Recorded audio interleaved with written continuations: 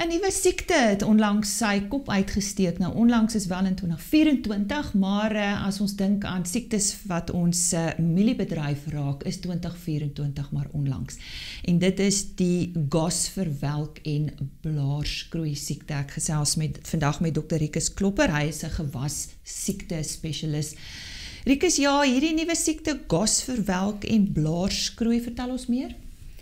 So gas is 'n bietjie uniek as die siektes waaraan ons gewoond was tot nou toe, want dit is eintlik dis 'n bakteriese siekte om mee te begin. En ek dink tot op hede die meeste van die siektes wat ons ken op mielies en wat ons beheer en bestuur wat groot impak gemaak het, was almal swamsiektes. En so dit maak sy beheer 'n bietjie anders. En ek dink ons kan net 'n bietjie gesels oor die beheer en die bestuur en hoe dit gaan raak. Maar dit is die groot ding. En ek dink dit is 'n bietjie paniek geskep aanvanklik. So ek sê die siekte is in 24 vir die eerste keer amptelik aangemeld in Suid-Afrika. Maar daar was vermoedens dat dit reeds 'n bietjie vroeër alreeds by ons was. Jy weet, 'n siekte begin nie net en dan skielik ontplof hy so vinnig nie. So hy moes hier gewees het vir 'n rukkie en hy het hom stadig opgebou en tot op die vlakke wat ons hom nou begin herken het in die veld. En die enigste plek waar die siekte tot dusver toe voorgekom het was in die VSA.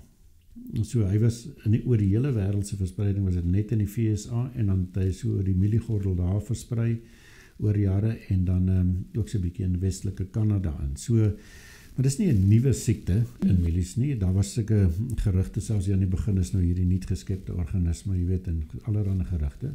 Maar is 'n baie ou bekende bakterie eintlik in die mieliebedryf. So hy sal van 69 af in Amerika 'n mieliesiekte. So dis niks niets nie. En ons het selfs van die subspesies van dieselfde bakterie Clavibacter, hierdie is Clavibacter nebraskensis wat op mielies voorkom. Maar daar is byvoorbeeld Clavibacter michiganensis wat op tomaties al voorkom vir 'n baie lang ruk in Suid-Afrika wat 'n tomatieverwelksiekte veroorsaak.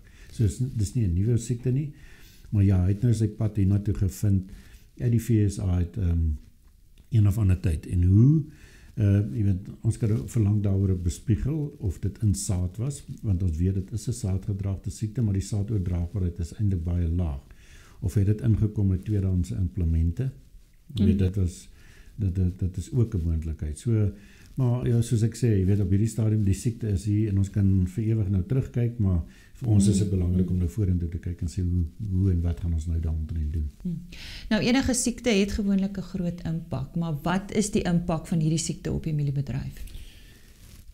Tweerlei weer eens. So die een is die direkte impak in terme van opbrengsverlies. So goed, dit is wat 'n boer regtig beleef. Hierdie mielies word siek en daar's 'n opbrengsverlies.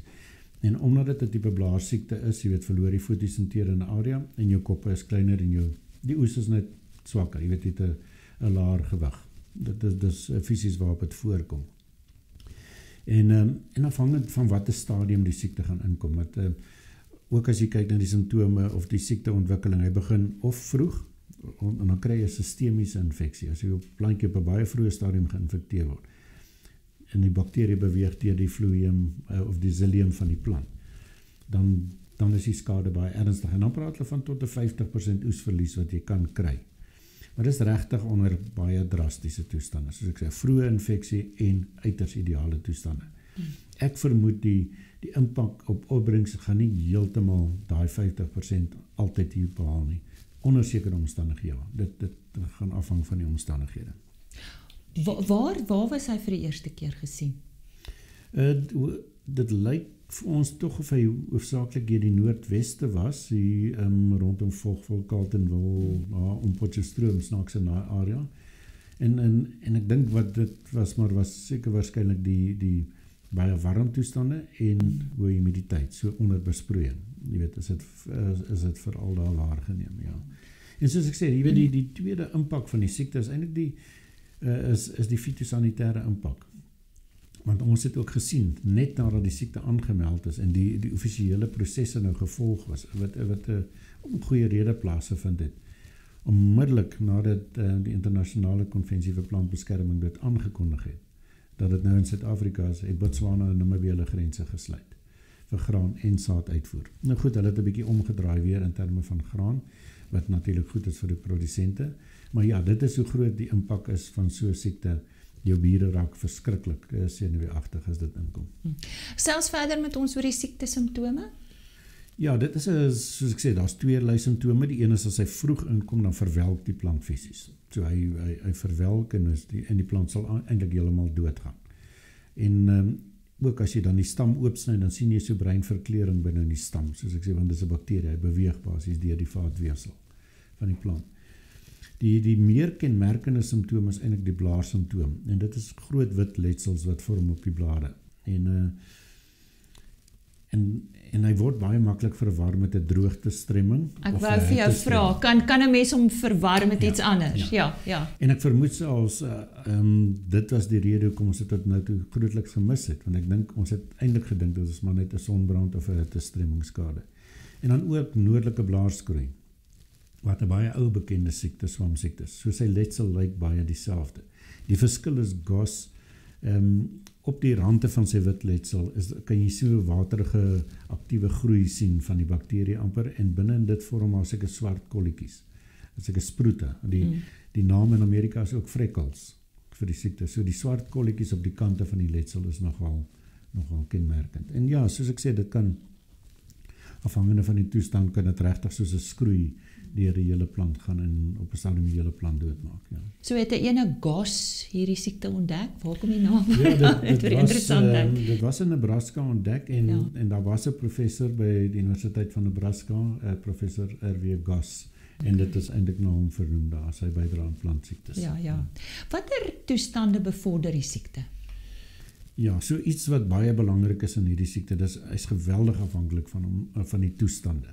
En die een groot ding wat hom laat begin is iets soos halsskade. Omdat dit 'n bakterie is wat 'n wond soek om te infekteer. So die plant moet seer kry om een of ander manier voor hy kan ingaan. So hy oorleef in die reste van die mieliereste, maar as jy dan 'n hal kry of selfs windskade, jy weet, wind- en sandskade, dan kan die bakterie die plant infekteer. En dan onder hoë temperature en hoë humiditeit sal hy natuurlik floreer en vinnig gaan. Ons praat van temperature 27 na 30 grade toe, jy weet, dis ideaal.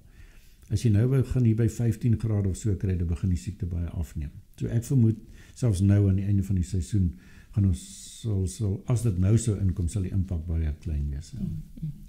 So wat nou? Wat moet boere doen? Hoe spreek julle die probleem aan? Wat gebeur daar buite? Ek dink die eerste ding wat ek eintlik nou kan gee die raad vir mense is eintlik net om nie paniek bevange te wees oor die siekte nie. Ek is regtig, ek voel baie sterk daaroor dat dit sal verdwyn in die magdom van ander siektes wat daar is as net nog 'n siekte. En dit is 'n bestuurbare siekte. So 'n boer kan spesifiek eintlik nie nou veel doen behalwe wat hy eintlik reeds doen nie. En die groot ding wat hom anders maak, soos ek sê, as die ander siektes in terme van bestuur, jy kan hom nie spuit vinnig met 'n chemie nie. Daar's nie 'n produk geregistreer wat sê, hier sien ek die simptome en ek spuit dit en dis weg nie. Dit is nie, want jy kan in eerstens nie 'n bakteriese siekte met 'n swamdoder bespuit nie, dit werk nie. So ek is oortuig daarvan, vind nou baie ontwikkeling plaas om te kyk na moontlike produkte wat miskien 'n ander meganisme van werking het vir bakterieë, maar op hierdie stadium is dit nie 'n opsie nie. Die belangrikste een gaan eintlik kom in terme van weerstand. Ek sou sê dit gaan die groot deel wees in kultivars wat bestandheid het teen die siekte. Maar ek praat so 'n bietjie van 'n 5-punt plan omtrent in terme van vorentoe gaan.